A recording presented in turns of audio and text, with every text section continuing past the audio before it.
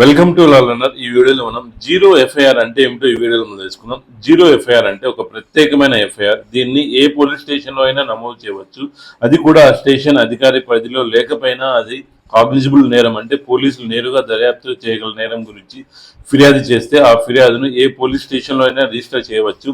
ఈ విధానం ఎప్పటి నుంచి వచ్చిందంటే 2012లో జరిగిన నిర్భయ కేసు తర్వాత జస్టిస్ వర్మ కమిటీ ఈ జీరో ఎఫ్ఐఆర్ విధానాన్ని ప్రతిపాదించింది. దీని ఉద్దేశం నేరం జరిగిన వెంటనే ఫిర్యాదు నమోదు చేయడానికి బాధితులకు సౌలభ్యం కల్పించడం.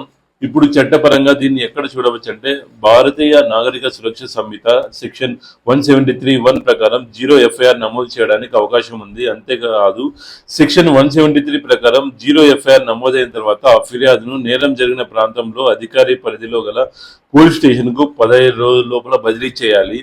ఇంతకుముందు కూడా ఈ విధానం ఉండేది. సిఆర్పిసి సెక్షన్ 154లో జీరో ఎఫ్ఐఆర్ గురించి పేర్కొనబడింది.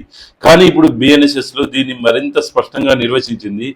నెక్స్ట్, ఎందుకంటే జీరో ఎఫ్ఐఆర్ ఎందుకు ముఖ్యం అంటే బాధితులు ఎక్కడ ఉన్నా వెంటనే ఫిర్యాదు చేయడానికి ఈ విధానం సహాయపడుతుంది. ఇది నేరాలపై త్వరితగతిన దర్యాప్తు ప్రారంభించడానికి మార్గం సుగమం చేస్తుంది.